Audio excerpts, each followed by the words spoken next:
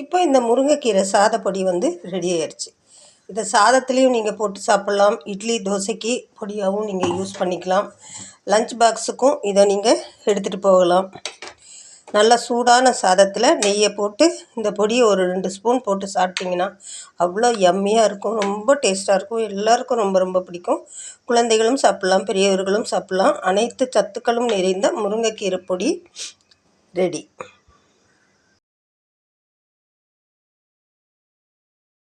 Good morning to all. Welcome to Saro's kitchen. Saro's கிச்சனில் இன்றைக்கி நீங்கள் பார்க்க போகிறது முருங்கைக்கீரை பொடி.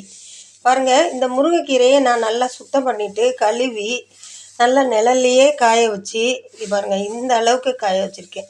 முருகலான அளவுக்கு நான் இதை காய வச்சு எடுத்து வச்சுருக்கேன். இந்த முருங்கைக்கீரையில் நமக்கு எப்போல்லாம் நமக்கு தேவையோ அப்போல்லாம் நம்ம தேவையான டிஷ்ஷஸ் வந்து செஞ்சுக்கிடலாம். இந்த முருங்கைக்கீரையில் இல்லாத சத்துக்களே இல்லை. அனைத்து சத்துக்களும் இதில் நிறைஞ்சு இருக்குது. கால்சியம் சத்து இருக்குது, இரும்பு சத்து இருக்குது, நிறைய சத்துக்கள் இருக்கிறதுனால குழந்தைகள் சாப்பிட்லாம், பெரியவங்க சாப்பிட்லாம். எல்லாருக்குமே ஒரு உகந்த கீரை அப்படின்னு சொன்னால் இந்த முருங்கைக்கீரை தான். இந்த முருங்கைக்கீரையை வச்சு நான் இன்றைக்கி வந்து ஒரு சாத பொடி வந்து செய்ய போகிறேன். அதை எப்படி செய்கிறது, அதுக்கு என்னென்ன பொருட்கள் தேவைன்றதை இப்போ நம்ம பார்க்கலாம். 10 வரமிளகாய் நான் எடுத்திருக்கேன். உங்கள் காரத்துக்கு தகுந்த மாதிரி நீங்கள் எடுத்துக்கோங்க. 3 டீஸ்பூன் வந்து உளுந்தம்பருப்பு எடுத்துருக்கிறேன். வெள்ளை உளுந்து எடுத்திருக்கேன். நீங்கள் கருப்பு உளுந்து கூட எடுத்துக்கிடலாம். அதே மாதிரி கடலைப்பருப்பு 3 டீஸ்பூன் எடுத்திருக்கேன். 1 டீஸ்பூன் ஃபுல்லாக வந்து பெருங்காயம் எடுத்திருக்கேன். நான் தேவையான அளவுக்கு முருங்கைக்கீரை எடுத்திருக்கேன். 1 கப் முருங்கைக்கீரை எடுத்திருக்கேன். அதுக்கு தேவையான பொருள்களை தான் நான் இப்போ உங்கள்கிட்ட சொல்லியிருக்கேன். ஒரு 3 டீஸ்பூன் வெள்ளை எள் எடுத்திருக்கேன் இந்த பொடி செய்கிறதுக்கு. இந்த பொடியை வந்து நம்ம சாதத்தில் போட்டு குழந்தைங்களுக்கு கொடுத்தோம்னா ரொம்ப ரொம்ப ஹெல்த்தியாக இருப்பாங்க. அவங்களுக்கு ரொம்ப பிடிக்கும். லஞ்ச் பாக்ஸில் கூட இதை நீங்கள் கொடுத்து அனுப்பலாம். முதல்ல நம்ம இந்த எடுத்து வச்ச பொருட்களை வந்து வறுத்து எடுத்துக்கலாம். என்னதான் நம்ம காய வச்சுருந்தாலும் ஒரு தடவை இதை நாம் வறுத்து எடுத்துக்கிடணும். அதனால் ஃபஸ்ட்டு இந்த முருங்கைக்கீரையை நல்லா வறுத்து எடுத்துக்கலாம். இது நல்லா சூடானா மட்டும் போதும். ரொம்பவே இதை நம்ம வறுக்க வேண்டியதில்லை. ஏன்னா இது ஏற்கனவே மொறுன்னு நல்லா காய வச்சு தான் நம்ம எடுத்திருக்கோம். இதை ஒரு பாத்திரத்தில் கொட்டி வச்சுக்கிடலாம் வறுத்த பொருட்களை.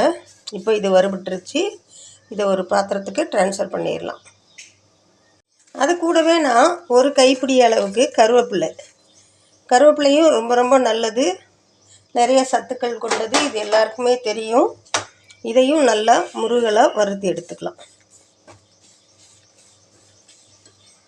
இந்த கருவேப்பிலையை நம்ம வறுக்கும்போது நல்லா சலசலன்னு சத்தம் வரணும். கையில் எடுத்து பார்த்தோம்னா அப்படியே இப்படி நல்லா பொடி பொடியாக இது ஆகணும். அப்போனா தான் அதிக நாள் நீங்கள் வச்சுருந்தாலும் இது கெட்டு போகாது. இப்போ இது வறுபட்டுருச்சு. இதை நம்ம அதே முருங்கைக்கீரையோட சேர்த்துடலாம். அடுத்ததான் நம்ம வறுக்க போகிறது துவரம்பருப்பு, கடலைப்பருப்பு, அதோட உளுத்தம்பருப்பு, இந்த மிளகாய்.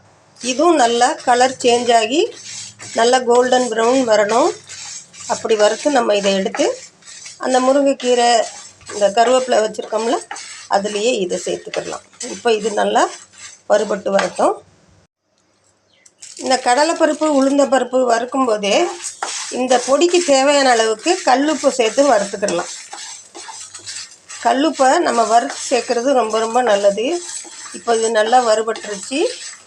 இதை அதே பாத்திரத்தில் கொட்டி வச்சுக்கிடலாம். இப்போ லாஸ்ட்டாக நம்ம வறுக்க போகிறது எள். வெள்ளை எள் சேர்த்துருக்கேன் நான். நீங்கள் கருப்பு எள் கூட சேர்த்துக்கிடலாம்.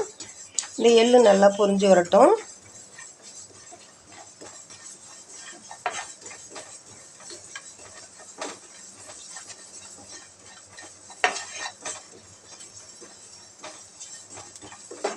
இப்போ பாருங்கள், எள் நல்லா பொரிஞ்சிருச்சு.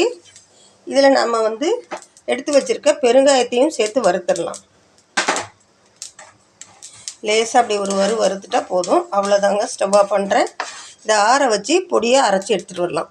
நம்ம வறுத்த இந்த முருங்கைக்கீரை பொடி பாருங்கள், இப்படி கையில் பிடிச்சாலே மாவு ஆயிடணும். அதே மாதிரி இந்த கருவேப்பிலையும் இதே மாதிரி ரொம்ப தூளாக வந்துடணும். இப்போ இதெல்லாம் ஆறிடுச்சு.